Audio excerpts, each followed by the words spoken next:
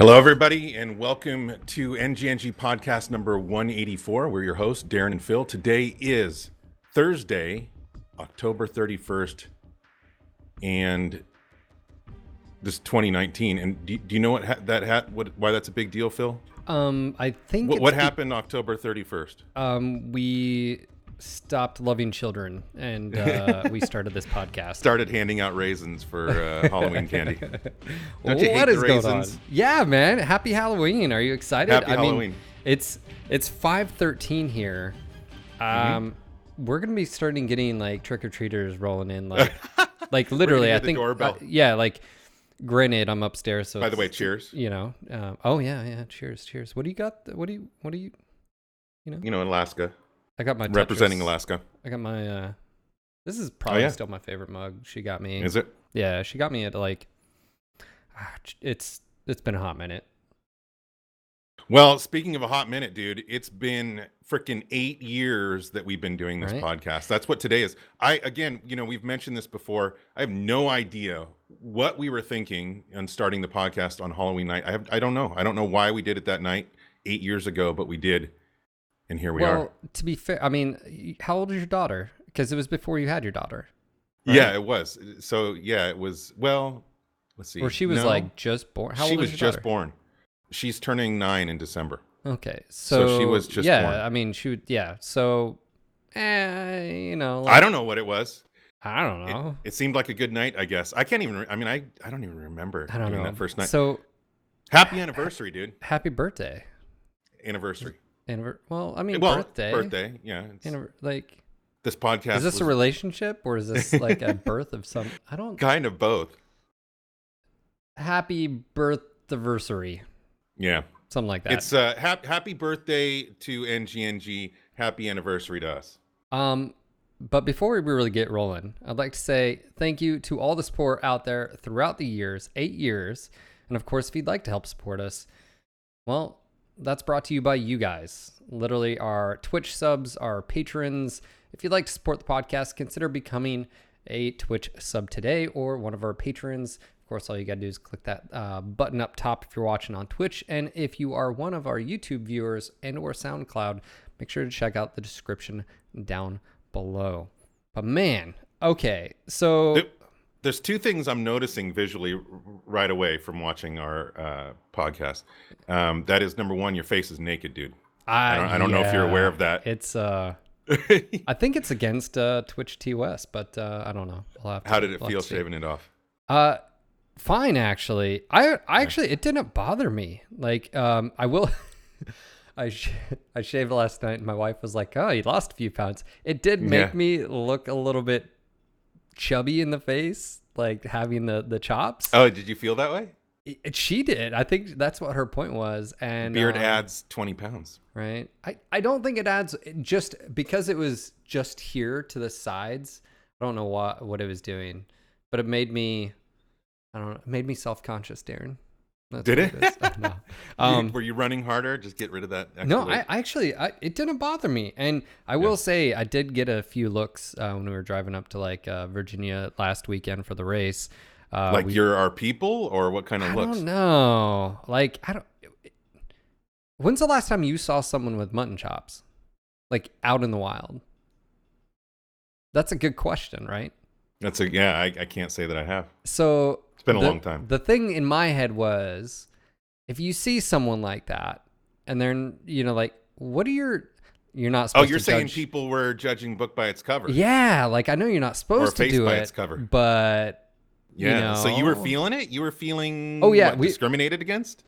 I don't know if it was discriminated, but it was like, okay, dude. Like, I felt like I felt like what I should have done was like totally screwed with people's heads and wore like a MAGA hat, but yet like Bernie 2020 t-shirt or something like that, just to like mess with people. Be like, hold on. You would have seen their eyes. What? Yeah, like they would have totally not known what to do. Like, I just feel like that would have been hilarious. But yeah. So anyways, yeah, that's a good point. Devil Cran brought up is, did you feel like they thought you were a hipster or a hick? Because these days it's kind of hipster to be hick, or to be a little bit whatever.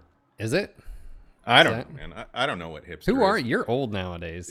Your opinion. I've back had in a our beard. day, I had a beard before hipsters you were. had I was beards. born. That's all I know. I get it. Yeah. We're all born out of the beard. I But get the it. other thing that I'm noticing, and I want to say a big thank you to everybody that supported and made this happen, is that our webcams kind of look the same. Yeah. Obviously, you've got a little bit of different backdrop and lighting and so forth, and that's actually why we started late today. We're trying to solve this lighting problem with my webcam. I'm still going to be working on it to perfect it, but because of you guys, the community, I do have the Logitech Brio now, and it's got higher resolution. We're working on the Yes, it's the it's white. autofocus. Well, It's two things: autofocus and the white. Yeah, the autofocus isn't bad. I turn mine off just Depends because, on what it's autofocusing on. Yeah, and I turn mine off just because, like, if I wave my hands or if I'm close Yeah. to the, blah blah blah.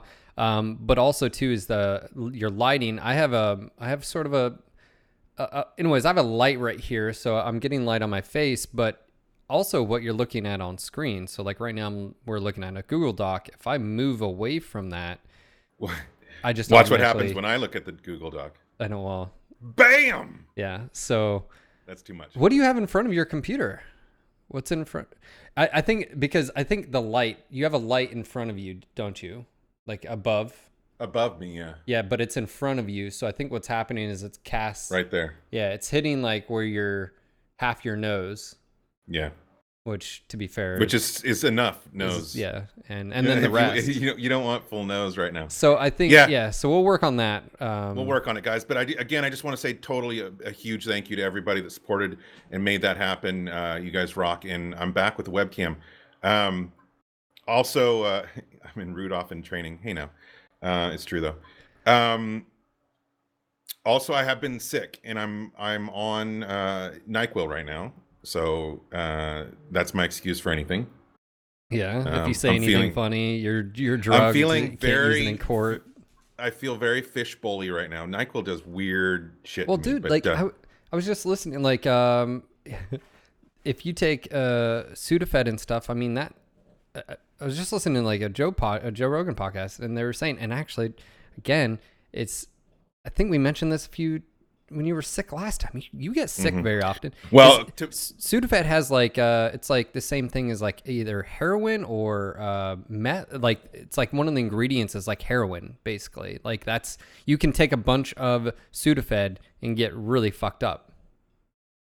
Like, so I'm just tossing that out there. And Jesus, are you Christ, saying I'm trouble. addicted? I know. So I was hearing Terminator 100, Terminator. Oh, 100, you have Terminator. that on? I don't have that. Yeah. So you're talking, and I just hear that going. Troublesome, thank you very much for your support, man. You are a huge supporter of the podcast, and the only reason we're here 8 years later is because of all of you guys and everybody that supported over the years. Troublesome, you rock, man. He's like destroyed competition too, by the way. Like there is no competition. I don't even know. I think he gets a is mug. It precursor to anyways long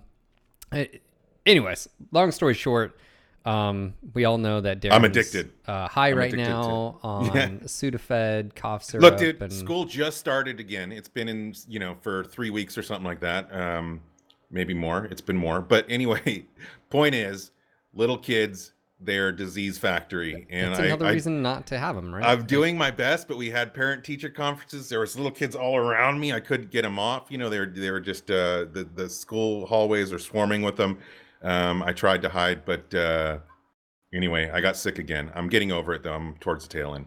All right. So, by the way, today we're just gonna be chilling, hanging out with you guys. We want to answer questions that you guys have for us. So, like over the years, has there been something that's just been on your mind, or is there a perspective that you want? Feel free to just tag us at NGNG TV and chat, and we'll do our best to answer it. And so, as long as it's appropriate, of course. Yeah. Also, I think we should look back. I mean, it's been, we've told our stories before. Yes. And it's kind of weird. We have, well over 200 podcasts under the belt, if you include all the back in the day, the Mex Devs and Beer, and every broadcast we've done a lot of podcasts over the years, but maybe people haven't heard our stories. So really quickly, I just wanted to kind of recap how I got into battletech and MechWarrior. Then I thought maybe you could do that. Sure. And then I thought we could talk about how we met and what we've done over 8 years. But while we're doing that, we'll keep an eye on chat. And if anybody has any questions, we'll try to address them. But my introduction to battletech and MechWarrior in general, and I should say actually it was to battletech, really I was originally in the early 80s, like maybe 1980. I don't know when it started in the US, but Robotech was my first, first time I saw these mechs, basically, the unseen. And I totally fell in love with that show. I recorded back in the day. It was kind of like early high school. No, it was before that. It would have been middle school. Did you guys have like color TVs back then? We did, believe it or not. Wow. You like our costumes, Senny? So I was totally into Robotech. I was recording every single episode on VHS, so that tells you how old it was. So I had like this whole collection of them. Was addicted to Robotech, and one day over in San Jose, where you used to live, that area, I walked into a game store. I used to go. I played tabletop with my friends. D&D, Champions, all kinds of Car Wars, a lot of fun games. So I'd always go into these game stores. And I was looking on the shelf of, I think it was New Arrivals or something like that. And so it was 1984. I go in there and I see this box set up on the shelf and it has the Warhammer. Okay. But now, of course, it was, what's it called in? The Tomahawk or whatever. Yeah. Yeah. So, but I recognized the mech. I'm like, oh my God, what is that? And long story long, it was obviously the first edition of, it wasn't even BattleTech, it was Battle Droids. And it was only that for a very short time in 1984 before basically Lucas came in and said nope and changed it to BattleTech, which I'm super glad it did, as I've said before. And that started my addiction. I got totally into the tabletop. And then, as soon as the games started coming out, the video games in the late 80s, I mean, I was into BattleTech, I was into the City Tech, I was into aerospace. We did all that stuff. And then I started playing the video games in the late 80s. And I played every single video game iteration except for, what was it that came out? BattleTech 3025? Is that the one that came out? And it was beta by EA. Yeah. And so I was really pissed about that because I was checking the internet constantly back then, waiting for that game to come out. For some reason, the window of when it came out happened perfectly between one time I checked and the next time I checked, at which point it had already come and gone. So I missed out on BattleTech 3025, but I've played every video game iteration. I've read every book except for, the later books, probably about 100 of them, multiple times. I kind of go through a cycle of rereading all the books. So basically, I've been in this for 35 years, since 1984, and I have soaked up every, everything BattleTech and MechWarrior that I can, or that I have been able to since then. So that's my life in BattleTech and MechWarrior. So was it the aesthetics that? Oh yeah, dude. Of the Tomahawk, you'd already seen it previously. It was all the mechs. Yeah, I mean, it was always. It was always the mechs, I think. I mean, I liked the story, back way. But what drew you in with the cover artwork and stuff of the box set? It was my imagination, being a mercenary, and having your own mech unit, and it was kind of that gritty feeling, and that I really liked. Kind of the opposite of Star Trek. It had that grit to it, and I think of the early covers like Natasha Krensky and. Things that just appealed to me at that age, Natasha, obviously, but it was, it was totally about the look. It was about the aesthetic, which is weird looking back at the TROs now, because the artwork was so, but for then it was awesome. Yeah. Changed my life. Yeah. I mean, yeah, I can see that. And speaking of the Natasha and stuff like that, Catalyst had just sent out their email for the Kickstarter update, and they didn't have any examples yet because they were working on them. They just got back from a convention, but they're working on the MechWarrior portraits. They did showcase the like Aiden Pride's Timberwolf, I think, Natasha Kerensky, the Direwolf and stuff. They showed a few of those. I think the Marauder as well. There was like 4 mechs of the 4. Anyways, but it's like, for me, obviously, to get into my backstory, of course, similar to yours, and instead of a game shop, it was a bookstore. I was given a book. It was my mom's boyfriend at the time, and he had to take it back because there was some like inappropriate stuff in it. And he was like, "Hey, we'll ride our bikes down to the mall. You You had a battletech book? No. Okay. He had given me a book. Sorry, he'd given Gotcha. me a book to read, and he was like, "You're really gonna like this." And then he was like, "Oh, there's some like inappropriate stuff." And I was 12 at the time, so he was like, "Hey, how about this? I'm gonna take you. You can get any book." And I remember like looking through like the books, sci-fi, of course, and total aesthetics. And it was the Blood of Kerensky, the second novel that I saw, and I picked it up. And funny enough, I actually don't own that book anymore because I gave it to someone else to read, and I bought another one. Pass it on. Yeah, I think it was beat up too because I read it a few times. But that's how I started, was novels. And I have that book right on here. yeah. Oh yeah. And it's one of those things where at the time in my life, it resonated with me. The novels, I mean, it really got me into reading more so than I didn't read prior to that. As far as Isn't it weird how I had the same thing when I was younger, a certain book series that just totally got me into reading. That was before battletech came along, but yeah, I can see that series is an easy one to get hooked on. So Right. that was your introduction. That was my introduction, and then it just spawned from there. The novels, then I started collecting those, and then we moved to Colorado. I remember I got multiplayer BattleTech AOL. I ran up like a $300 bill, which because I didn't realize you had to pay to play. Like you pay it and it would automatically charge your account.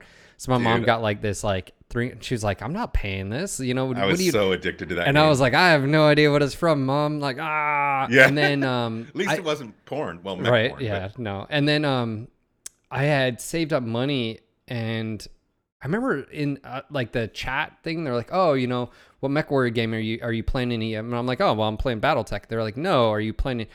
And I had been introduced to the world that, oh, there's actually MechWarrior games. Like BattleTech AOL was like old. Like I didn't know that. And so we went to like, by the way, we were living up in the mountains in Colorado. We had just moved there. And I'm talking about like we're living in Green Mountain Falls, for those that are familiar. So think of Colorado Springs. Manitou Springs is going up in the mountain, and then you're up in the mountains in Green Mountain Falls. That's where we lived, Green Mountain Falls. And so we drove all the way down to Circuit City, like down in the Springs. And Circuit what? Yeah, Circuit City. Remember, like Radio Shack used to be a thing at Circuit City. And I'd saved up money. I bought MechWarrior 2 Mercenaries, got home, put the disc in, and we have too old of a computer, and it's not the operating system you have to have. Crushed. Good old MechWarrior. Crushed. I don't know if I was 12 still or 13. I was crushed. My mom went out and bought a brand new Pentium What a 1 good mom. 66, 32 megs of RAM, you know, Packard Bell, top of the line. And I played the shit out of MechWarrior. I bet you Mercenaries. And it's funny because I got introduced to Mercenaries before 2 and Ghost Bear, even though those were previous. Obviously with the novels and my imagination and playing the games. That's why when I listen to the tunes, I play the music all the time. When I hear certain songs, I literally get taken back to, I remember because you could, the camera system in MechWarrior 2, you could go outside your mech and you could like spin around and look. And I remember just the Timberwolf with that sort of bouncing gait and, you know, the Mad Dog. Again, I can picture it in my head, just boom, boom. And I just remember just the music and I played all offline, by the way. We didn't have the internet after the AOL thing. I played thousands of hours, legitimately thousands of hours. And then, you know, skip forward, Mech 3 came out. I didn't really have a good computer for that. So I had to like upgrade my video card. And then, you know, Mech Commander and then Mech 4. I didn't get to play the same thing you didn't, EA. And I don't know what happened to that. I'd love to hear why or what happened behind the scenes with the EA 3025 game, because from people that I knew, it was like the best thing they had played to date.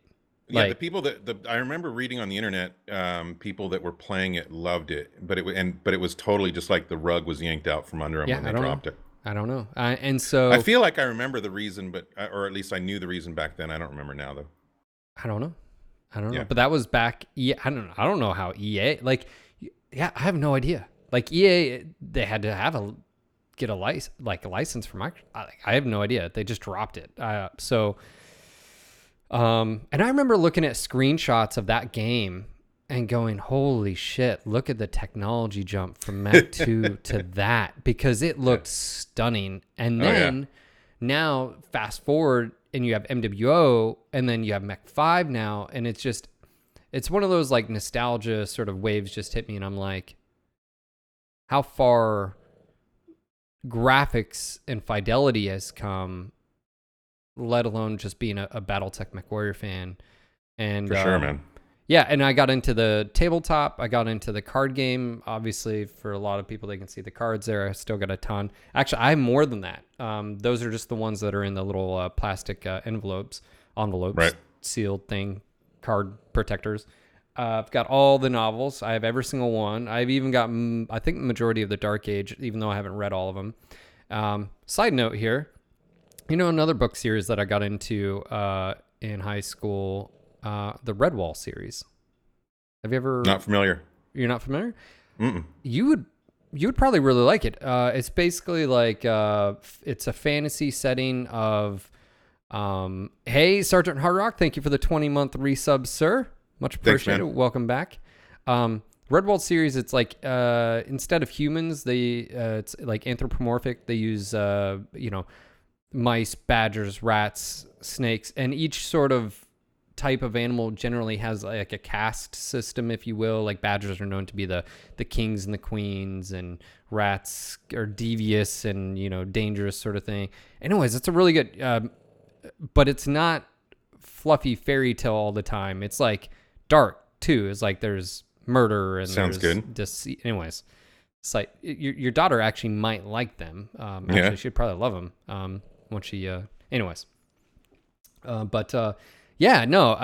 It's one of those things. Like looking back, I would have never, ever, ever thought that what I read or what I did would influence my life. How it later on, because of what we do and our interactions with the community. Absolutely, man. Like so that was I got grounded in 9th grade, like really grounded because of my grades, and I hid my BattleTech books at the bottom. I had like 3 books at the bottom of my dirty laundry so I could read them. That's my that's what I used to do. Yes, and of course I got grounded from reading because I would stay up and read. Yeah. Just till like 3 o'clock in the morning. I remember reading, and it was one of those things where you'd start a novel, you'd start a chapter, and the next thing you know, 4 hours later, and you're like, holy shit. It's like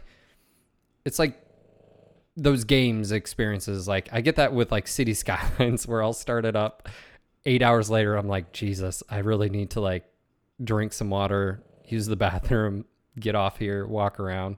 The crazy thing, Starwolf, is that some of the pages of those novels that Phil had hidden did stick together. Yeah, mech porn. Yeah. Literally. So now this was in the 90s? This was like mid-90s? I was the kid in middle school. I carried around a giant, like 3-ring binder, like the 2.5, 3, ones. And I totally went to our library and I printed, I think Sarna was a thing back then, early on. And I printed off basically because if you go to Sarna and you go to like the BattleTech timeline from like, it starts at like now, right? Like 8, whatever it was, all the way. I printed all that off and I read it. Like I used to walk around just reading stuff about Isn't that BattleTech. crazy, dude? Like, so you were basically, it was the novels, then you got a game, and then it was like a fish hook into your life, and it has carried you along ever since. Now, that was mid-90s. How old are you now? 35.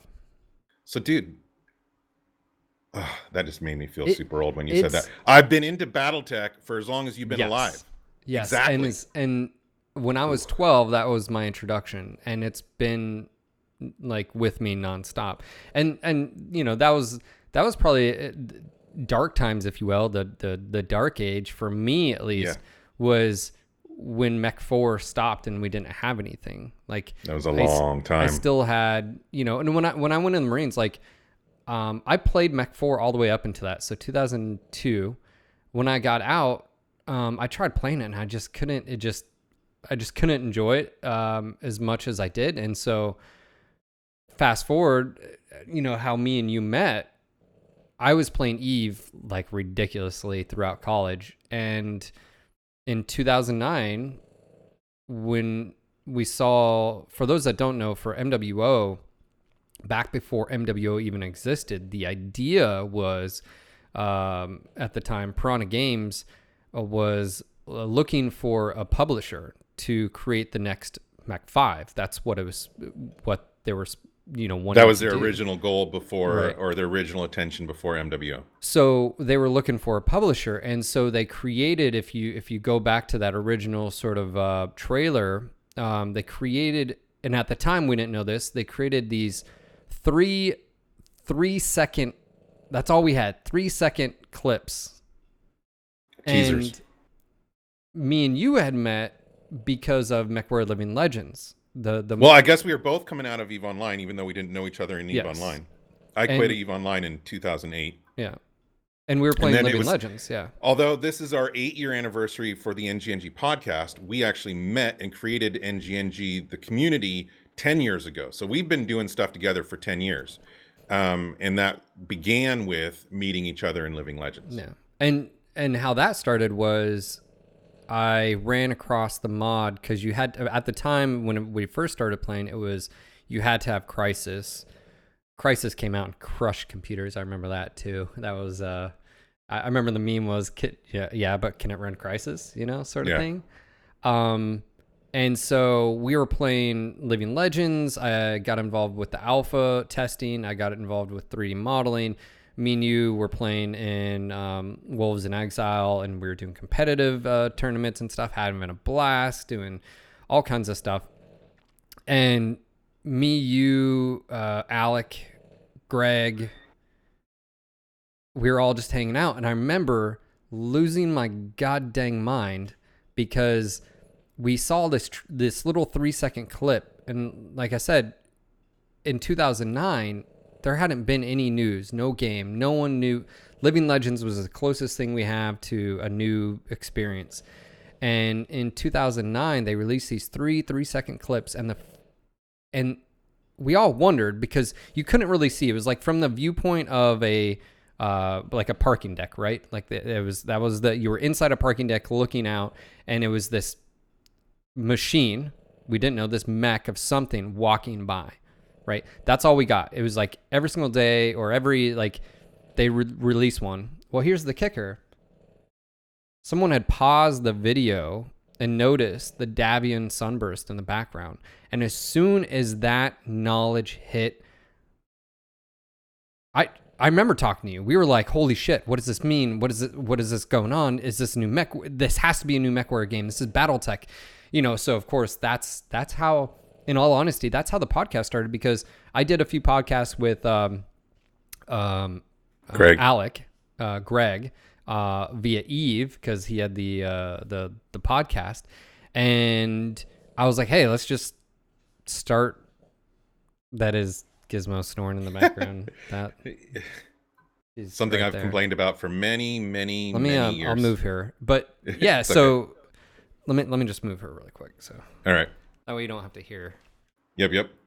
Thank you all for joining us today. We are obviously, if you read the stream title, we're doing our 8-year anniversary celebration stream. Just hanging out with you guys, talking about.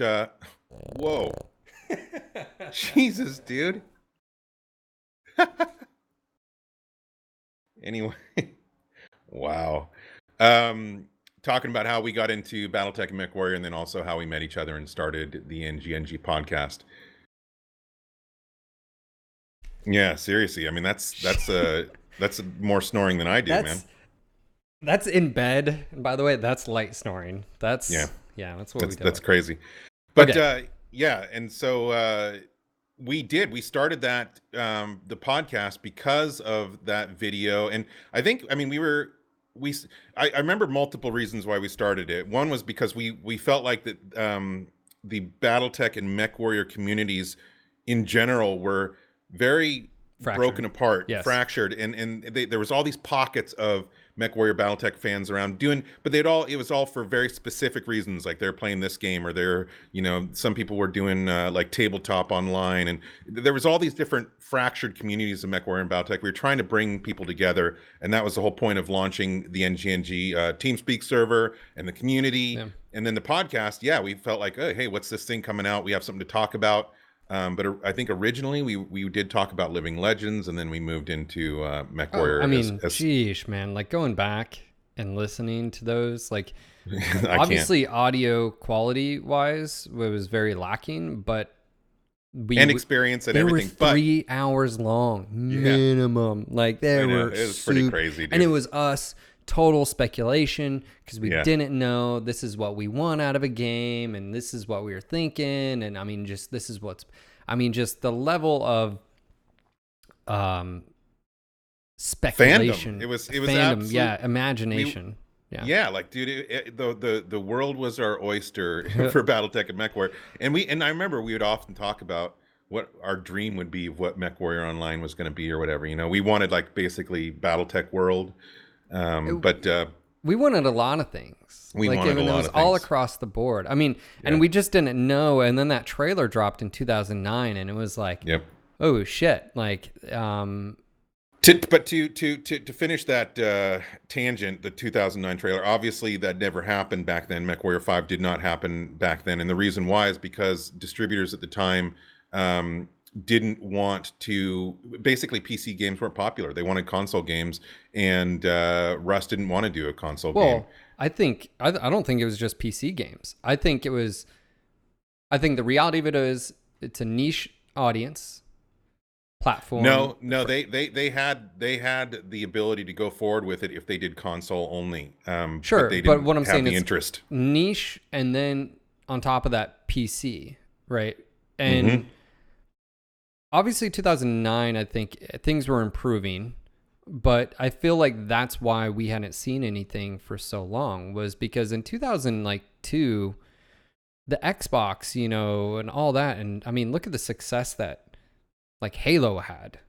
It was massive. And why would you, anyways, it was a weird time for PCs because the amount of money you would have to drop in to get the performance. It was a bad time for PC it was Master a weird Race. time. So 2009 that came out, and I had met you via playing Living Legends, and in Living Legends you had in-game comms, and I remember I would just like, hey, if you want to come hang out, let's hop on TeamSpeak and stuff. And this is way before Discord was even a thing. And because TeamSpeak it was TeamSpeak, Ventrilo, there was a few others, Mumble, but like we're on TS right now. Actually, we still use ours. So that came out, and it was, I felt too, doing the podcast, the reason I felt like we needed, because there was no one else talking about it in the form of, there was no community like presence that was, you had so many different websites and so many different forums, and there was no one doing a podcast. And really, as far as even right now, we've seen other podcasts come up and then they disappear, and stuff like that. And so for us, and again, we had a crazy schedule too. We did one every week. And that was crazy times. Remember when we went I went to the first, I think it was GDC in San Francisco, I was so jealous. That was kind of, we did a remote podcast. I was at GDC. I got to see the press version of MechWarrior Online. You were so giddy. Oh, dude. It was, and I was so jealous. I think I hated you a little bit. I think that's what it was. I still hate you a little bit, but just kidding, of course. We joked about this being, a relationship or whatever, but I've had quite a few business partners over the years. It says a lot that we're still together after 10 years, because it's hard to be with anybody for 10 years. where you're doing something with them on a regular basis. So it's been a great 10 years. Like the tweet I sent out earlier. What did I say? 8 years and forever to go or something like that. I don't know how long we'll do NGNG or for how long it will be around, but it's been a pleasure doing it for these last 8 or 10 years, depending on what you're looking at as the timeline. And I look forward to more to come. As I mentioned in the tweet also, obviously what we're doing right now is looking back on how we met and got into NGNG and MechWarrior Online, but also we have a lot of stuff coming up still. I mean, obviously we have MechWarrior 5 coming out in December, and we have more Heavy Metal from HBS Heavy Metal coming out in November, I and think everything 22nd? from Catalyst. Yeah, Yep. I mean, it's just there's so much content still in the BattleTech MechWarrior world that I see a lot of podcasts to come, and it's crazy. I can't believe we've been doing it for this long. Time has flown by. It seems like, remember the launch party in San Francisco, and we had NGNG Con, and we did the Steam launch party, and then Mech Cons. We've had 3 of them, and it's just like, God, man, the time has flown. Starwolf said, Daeron and Phil, still a better love story than Twilight. I'm the one with the sparkly skin. Sheesh. Yeah. Yeah. And I, again, going back to the launch party in San Francisco was like my first, Dude, do you remember? This was your first what? It was my first business convention, trip? like that. So the launch party in San Francisco was at this little venue. It was a cool club type setting in San Francisco. All I remember is how much everybody from PGI and IGP, anyway, loved San Francisco, and talked about how nice everybody was in San Francisco, which always tripped me out because I feel the opposite and felt that people in Canada were super nice. But anyway, remember we did like the match calling for the first tournament? It was so bad because we had no way to know which team it was, and I called the winner as the opposite team. We have pictures of us back then sitting up on stage trying to call those matches. It was such a struggle, but man, Why'd you have those to were the bring that early up? days. You know how many It was so bad. times I had to go to counseling for all this? No, and I remember I'm like, blue team won, and everybody's looking at me like, going, no, no, red no, team, it was red team. yeah, because yeah, and then on top of that, the in-house audio and video, I could hear everything, I could control everything, and you couldn't, and no one could hear you because it was last minute. It was stuff. so bad. Yeah, dude. there were so many things, but we loved it. Like no matter how bad it was, we were having so much fun. It is what it's like. I remember I remember being like, in my head, I was like, this is a total clusterfuck. I was like, oh my God. And then I was like, well, you're here. You got to do what you got to do, adapt and overcome. And it was like, all right. The Marine kicked in. Yeah. I was like, all right, that was where I talked for almost 8 hours straight. Yeah. Because that was crazy. And I had and then you were up all night drinking while I was getting ready for NGNG Con. I had a piece of pizza on the side. And yeah, that was that when Ed bought me a damn red stripe to chug I believe it is, stream? yes. A red stripe, Ed. I know. God, man. Love you, Ed, wherever you are. Yeah, and then so we had the MWO launch party. Then the next day we did NGNG Con, which was we rented out this little warehouse type area. Looked like an artsy sort of warehouse, yeah, it was like like a live workspace, industrial thing, yeah. But it was cool, and we had a bunch of tabletop set up. Everybody was playing tabletop. We streamed that. We had BB Wolf there. Brandon was there. Catrick Hill. We had a lot of the early NGNG guys. Ed was there. Joe Apostle was there. Yeah. So a lot of the early the old timers or whatever from MWO played tabletop. All I remember was I was stressed out of my mind trying to make it. Yeah, it was from the morning. I remember we went and got coffee and bagels. Yeah. And I was a little hungover. Oh, I know you were a little hungover. You were up late drinking. I was up late, and I didn't even drink sure that the next much. day was going to happen. I think I was just exhausted. I think that's what it was, because it was I don't think I drank that much. But I I don't definitely know was about tired. that, dude. I don't know. I But probably did. anyway, it was an awesome time in San Francisco. That was 2013, I believe. Was it? Oh my I gosh. think so. Ah. And then we had the Steam launch party. That was up in the Thank you. office, Yep. PGI office in Vancouver. Yeah. All I remember from that was somebody coming up to me and she said, Nostrovia. And she got me drinking. Yeah, I remember And that. yeah, she's awesome. But I had, I had the vodka shots with her. And then I found the rum and cokes. Yep. And all of a sudden I don't remember much. Yeah, I might have drank you as drank much as like you did in San Francisco. 5 of them within Yeah. like an hour, and you were like, "Man, these things are so good." I was like, They're "Geez." so good. Yeah, but the Ah. food there was amazing. And we It had was, another, yeah. it was a great time. BB Wolf was there again. We had all the crew. Just had a great They had time the at the ice. There was an ice sculpture. ice sculpture of a Warhammer. Yeah. And there was one There where was they poured drinks. amazing food. Right? I Yeah, think they poured yeah. drinks through Yeah. the ice, so it chilled it. Yeah, just amazing time. And then of course it was the first MechCon at the Commodore Theater in downtown Vancouver, which again was it was crazy being up on that stage. I remember that was like our first time really where we were up on stage.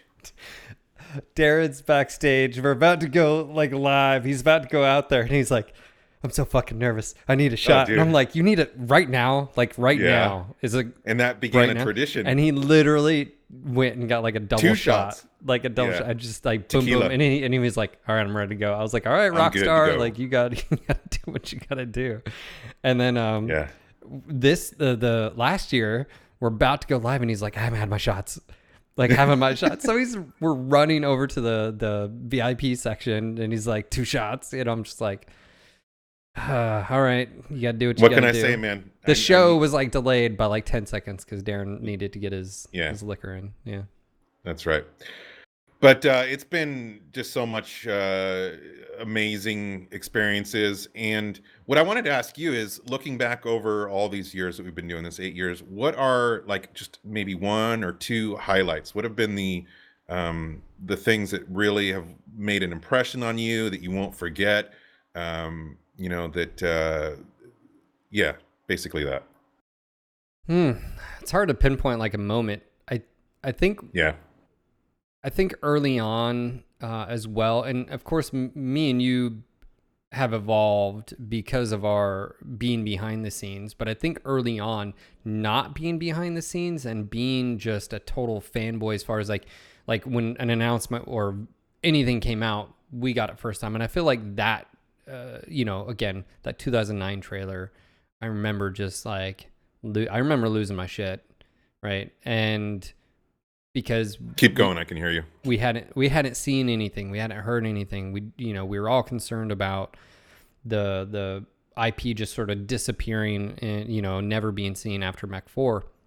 And so for me at least, I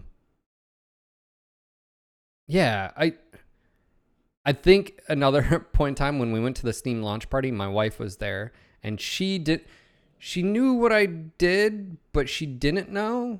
Like she had no idea. So like it was she tells the story really good, but like she's like standing there, I'm talking to a bunch of people, I'm off doing my own thing, and she's standing there, and some guy was like, "Oh, hey, are you a player or whatever?" And she was like, "Oh, no, I'm just here with my husband." He's like, "Oh, okay, who's your husband?" And she points, and he was like, "Oh, the guy with the beard." And she was like, no, that's Daeron. No, thank God, no. The other one. She was like, "Oh, Phil, Sean Lang's your husband?"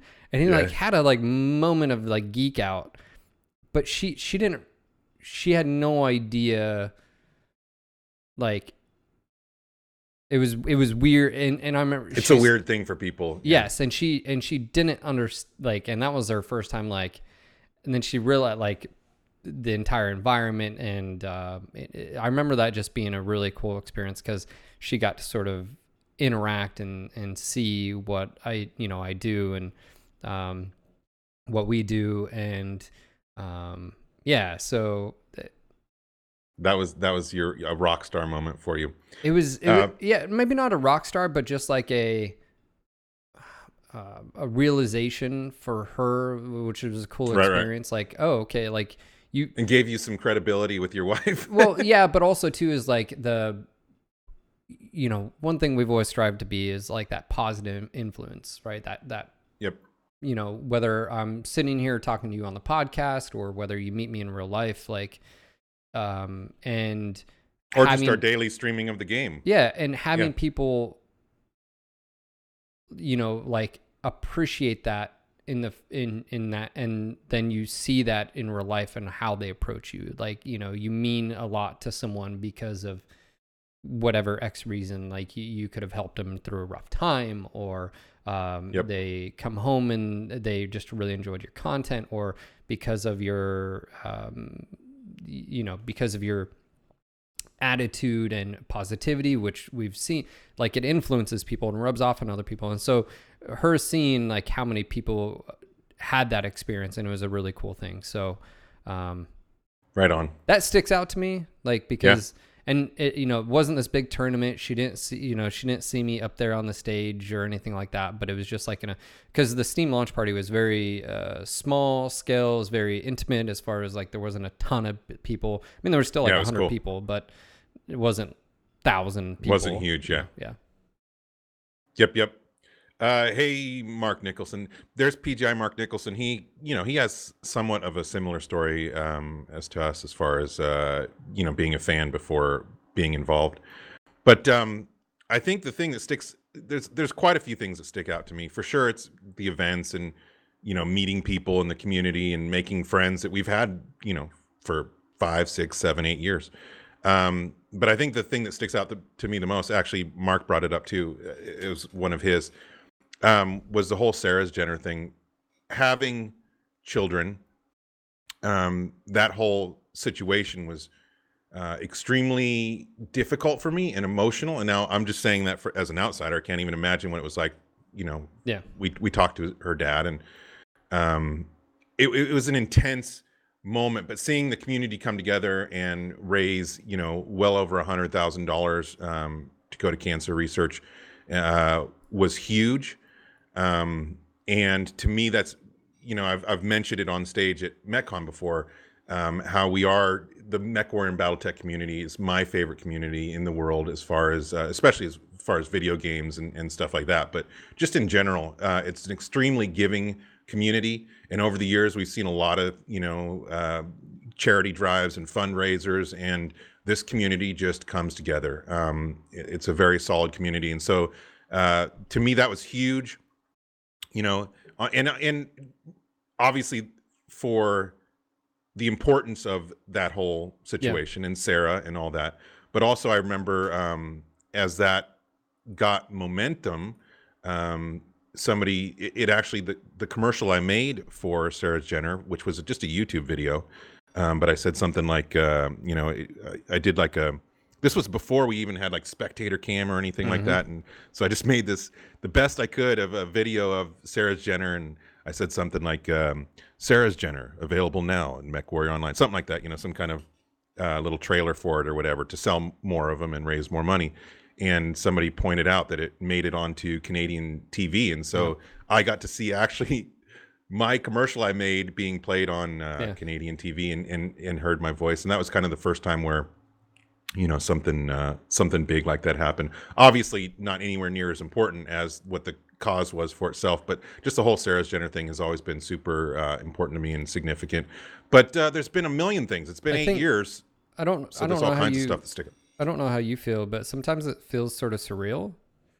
Oh, totally, dude. Because like I'm just Absolutely. a guy. Yeah, we're like everybody out there. We're just fans of this game. But and being a part, but also realize that you're being a part of history, and not like building yourself up to be this huge thing, but just realize that like we have a very little part of BattleTech MechWarrior history, but we're in it. And that's what's been always sort of surreal and weird to me, is like the fact of like, we may look back at this and just be like, crazy. Like, you know, Oh, I already do. yeah, you know, and so anyways, that always just sort of blows my mind there. Is the because Absolutely. if you would have I would be dying to do that type of thing when I was, you know, growing up, when I was 12, 15, 18, Oh, you know, dude, blah, blah, blah, absolutely. right? And so sometimes it's a weird perspectives. I've been humbled. I think that's for sure. I've been humbled by the experience because we've been, we've been a part of this community forever. Obviously myself being in BattleTech MechWarrior for 35 years and you for a very long time as well. Together we have many, many decades of BattleTech MechWarrior experience. But, just being able to be behind the scenes as far as PGI and back in the day IGP, and seeing how video games are made and decisions that are made, and just having a lot of knowledge. What's my old saying that I've been saying for You 8 years? don't know what you don't know. Yeah, and what did we have learned so many things over Oh, 8 years, going in with all these expectations, or in our minds the way we think things should happen or could happen or would happen. But yeah, we've learned a lot. So it's been a humbling experience getting to see behind the curtain a little bit. It's been a humbling experience being able to be a part of so many all these experiences, the MechCons, and the working with all the streamers that we do, and people, you guys out there in chat that we get to. Some of these people have been, subbing to our stream for 6 years, and have been around for longer, because before subs were a thing. And I think it's easy to take it for granted that they've all this has been around and it will be around forever. And I kind of was tongue in cheek, obviously, when I did that tweet earlier, 8 years and forever to go.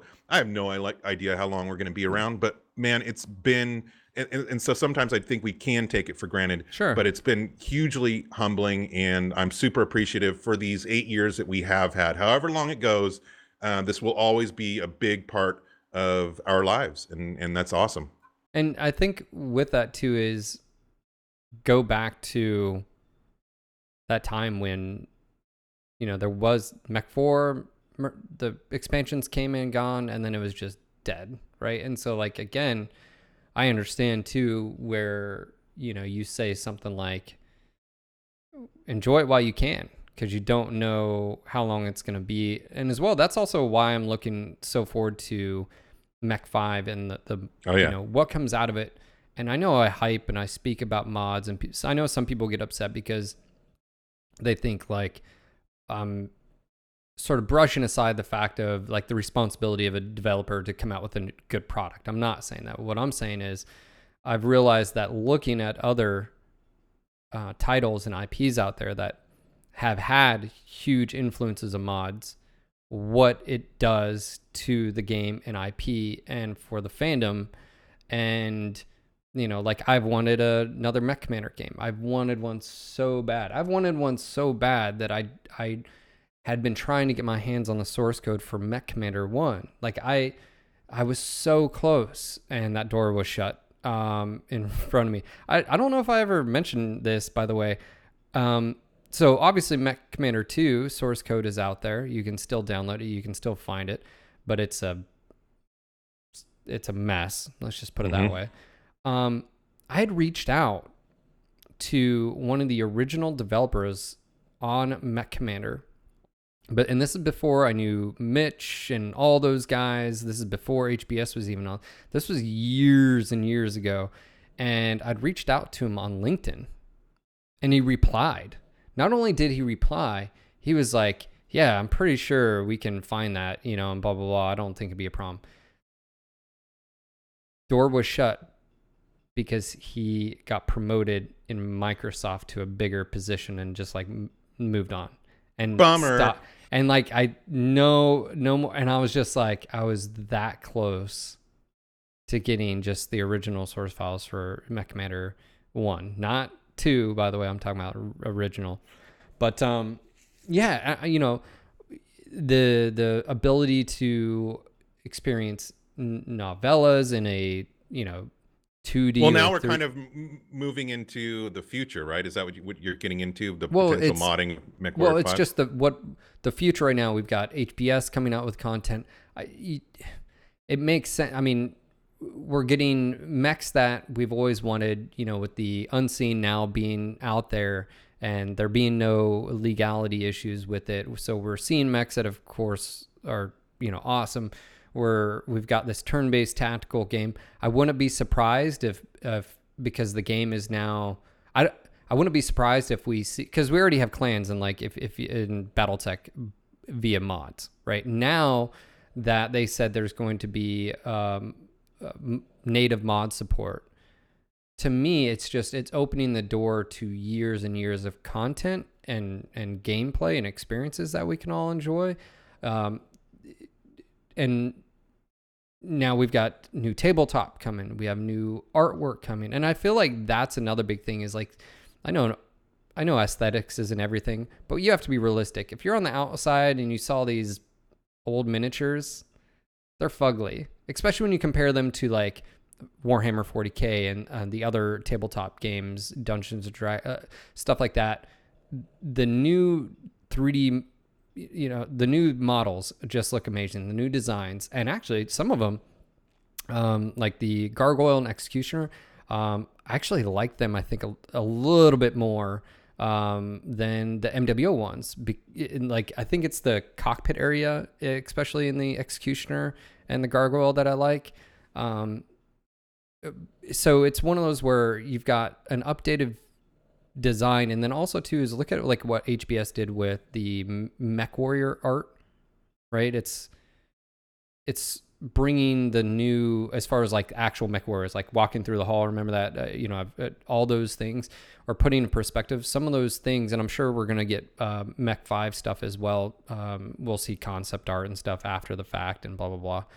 But the revitalization of and updates that we're seeing to that, it just brings, I think, a new generation to where they would have probably just bypassed it because aesthetics.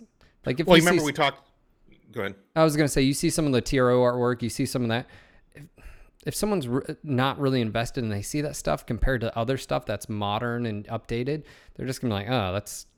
Yeah, well, really we're living in a golden era for BattleTech and MechWarrior. Like I've said it pretty much, I think, every MechCon. I've said to you, I've said it up on stage, is that these are unique times. You brought up that dark time between Mech 4 and anything else.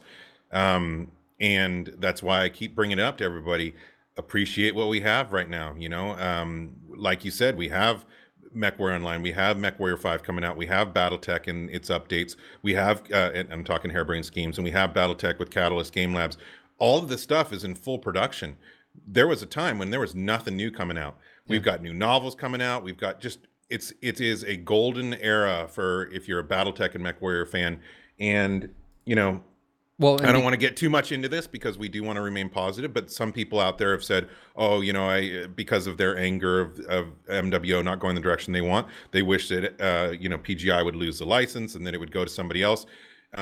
Obviously, you and I know that things just don't work out like that. It's not that easy. And most likely the IP wouldn't go to somebody else. Either, Microsoft would say no, or there's nobody else out there that would want to take it on. It is a very niche market. Yeah. And so it's not just like, oh, just make a MechWarrior game and it's going to sell well. And so many games come out and do not sell well and go under and so forth. And so I just feel like let me just real quick.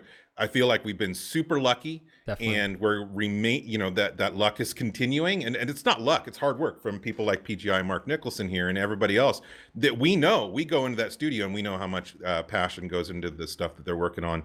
And I'm not like, trying to blow smoke up anybody's ass or anything like that, but I just know, and that there can be a total different situation than what we have right now. Yes. And I feel like even if you don't appreciate maybe everything that's happened or what's out there now, it's so much better than it could be. And I think what's difficult with what you're saying is it's 100% true, but I think one of the catches to all that is that, and myself included, and you hear this earlier on in the podcast, is your imagination. Like, what should the next mech game look like? Someone recently posted on Reddit and it compared MWO to Eve, and that's what MWO could have been, right? And it's one of those things where it's like, yeah, but that's not the model they went with, right? They went with more of a World of Tanks style. They didn't go, and so you can be upset, you can not like the things, but again, everybody who's a BattleTech fan has a different perspective.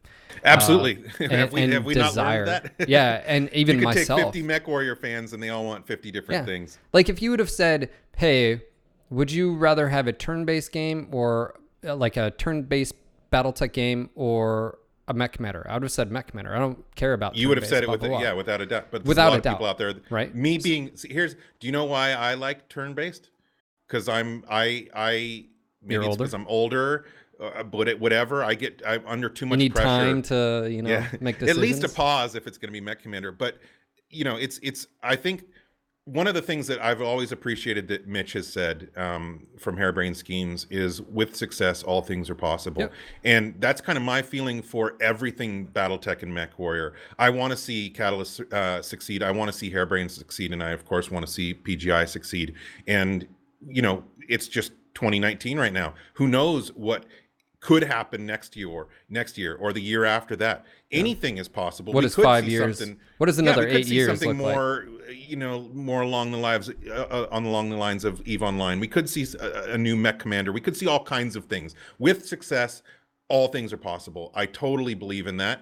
And that's what I want. I want to keep seeing the Mech Warrior and BattleTech community thrive and have new content and I don't want the golden era to end. I think it's interesting because again, looking at it from going through it is because before when we started, we weren't on the inside. We didn't understand how the development process works. No. And then now we do. And so well, at least we have more of an idea. Yeah. And having imagination and saying, oh, okay, like these, it's like, okay, all these ideas sound good, but when you put them on paper, how do they all align? And then you get into the design of things, and then what kind of game is it? And you see studios out there, again, that huge article like on Anthem and, how it wasn't really locked down and it went through years and years and years and blah, blah, blah. And then you've got other titles that come out like COD just came out, and it's like the same thing, just updated,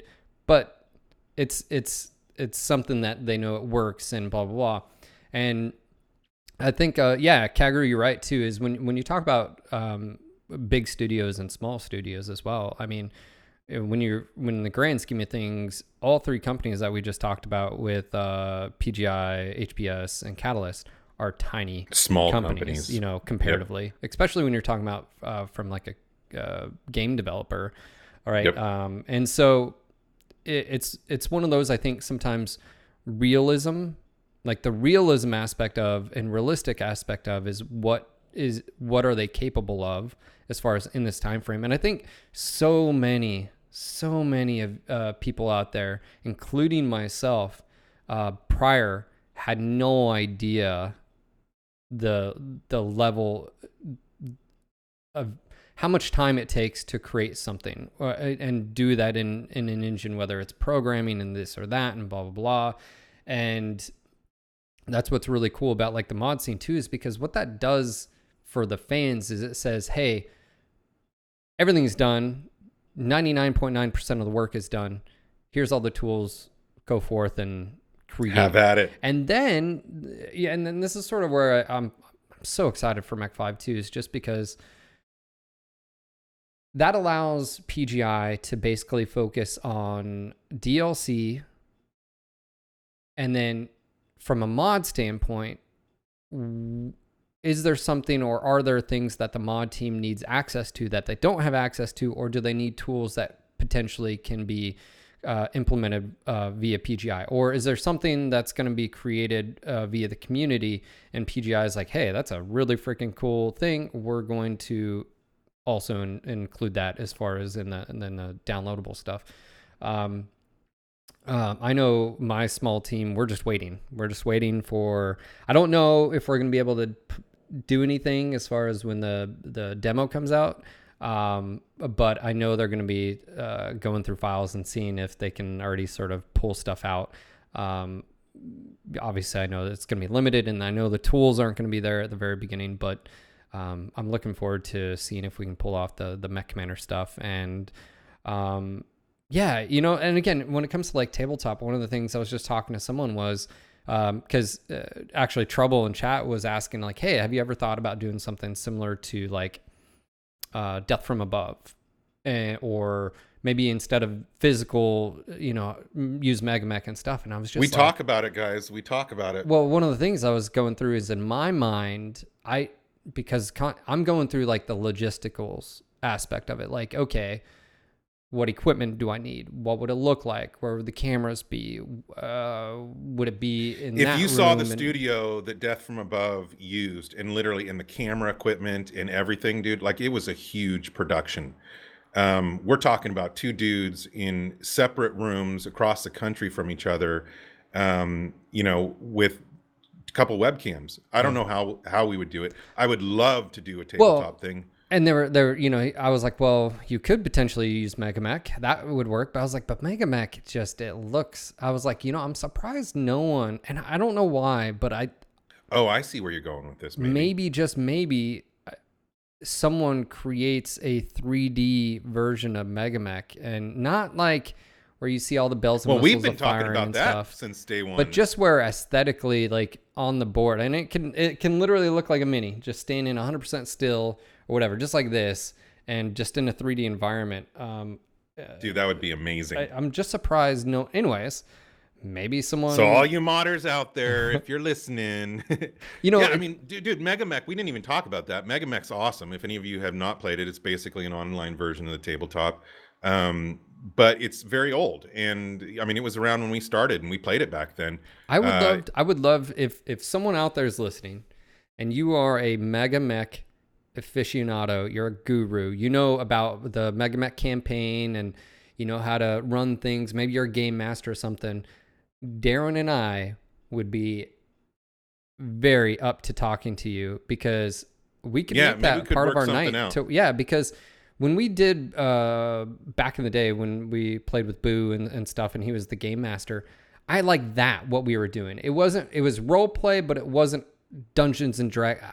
Yeah. I'm gonna be honest with you guys. I've never really played Dungeons and Dragons, but it's one of those things where I like more of what we were doing, which was like, hey, here's the scenario, and you didn't have to role play every movement. You know what I'm saying? Like me and you, we would just talk and bullshit and blah, blah, blah. But follow the campaign and the story, and we can create this. That to me was really fun. And the game master controlled the op 4. So like he was in control of the bad guys, and you would get experience. But you have to know the insights and outs of, like, it's sort of like Death from Above, where they created a alternative sort of thing to how they could play the game, right? And anyway, so if you're a Megamech guru out there, and you have time and you have energy and you'd like to be a part of that, reach out to us on our Discord.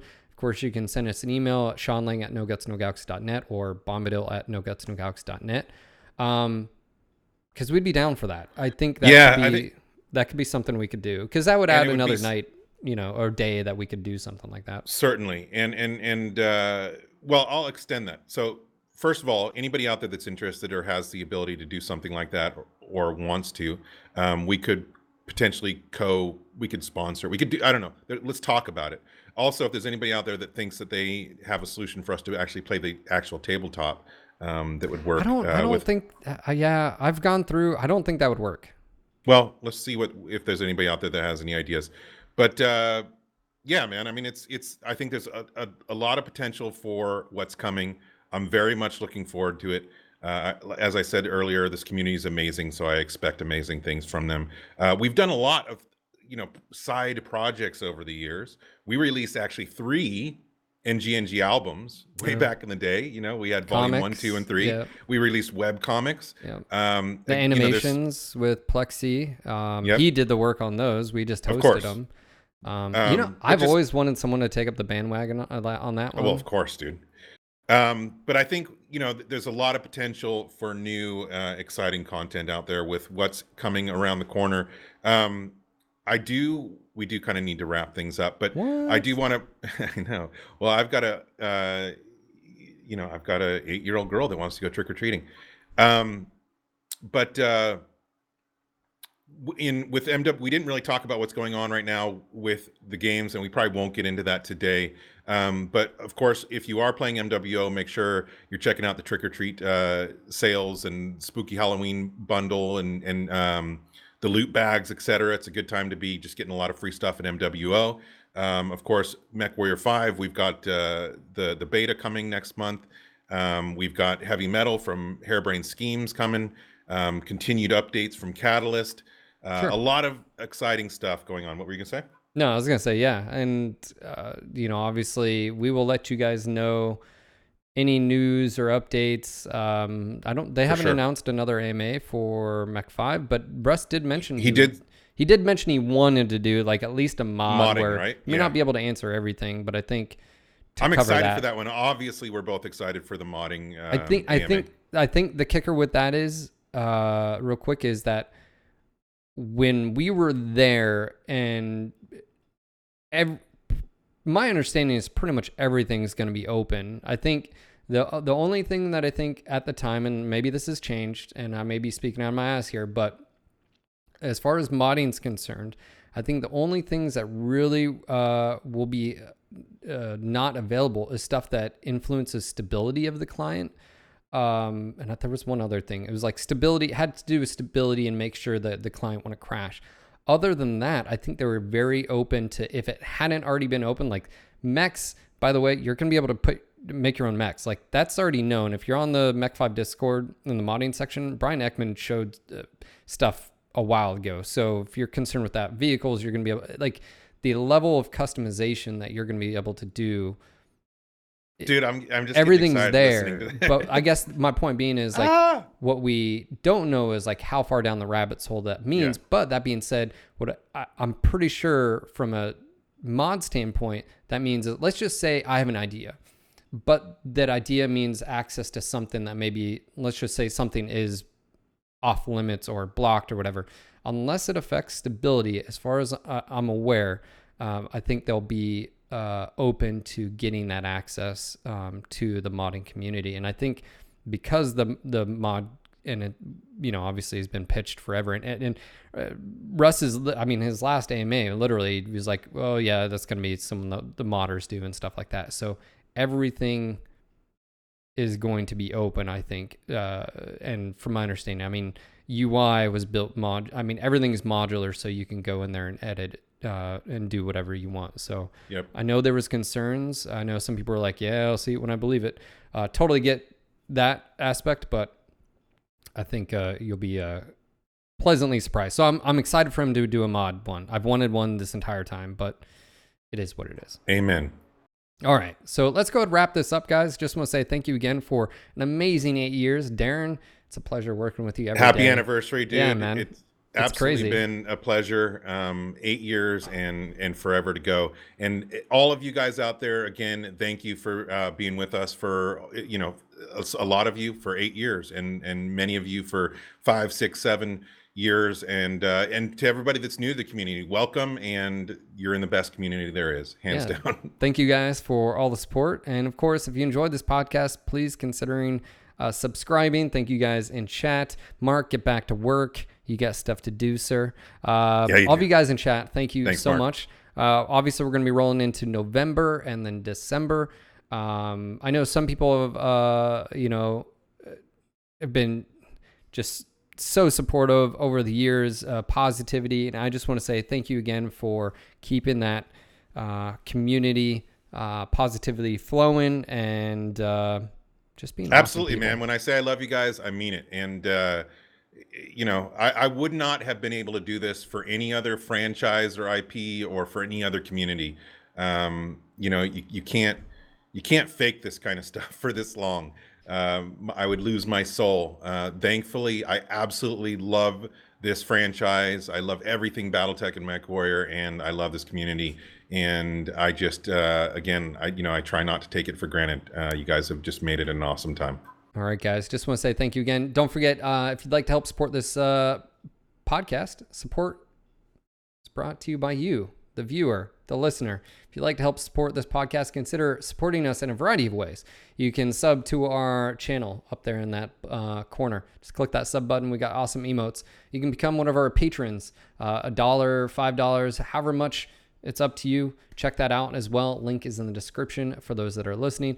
We've got a merch store. Check that out. And of course, one of the big ones is if you're going to be shopping on Amazon, we have an affiliate link. What does that mean? If you click through that link and buy stuff, we get kickbacks. So if whether it's PC gear, maybe it's camping gear, Christmas is coming up. Christmas is whatever it is. Just click on our link. It's going to be down below this video in the description, and or if you're watching live on Twitch, we have an affiliate. If you just want to bookmark that again and just use it when your everyday purchases, we'd greatly appreciate it. Just want to say thank you again for or be like Trouble. Yeah. Thanks again, Trouble, and everybody that supported us today on the on this podcast. Be sure to check out our website, NoGutsNoGalaxy.net. Check us out on Twitch at NGNG TV, YouTube at NoGutsNoGalaxy TV, Twitter at NoGutsNoGalaxy, Facebook at NoGutsNoGalaxy Podcast, SoundCloud at NoGutsNoGalaxy, and for all the latest and greatest in mech porn t-shirts and mugs, be sure to check us out on NoGutsNoGalaxyStore.com. This was your local No Guts No Galaxy MechWarrior podcast. Signing off for tonight. This is Phil. And this is Daeron. Until next time, Mech Warriors.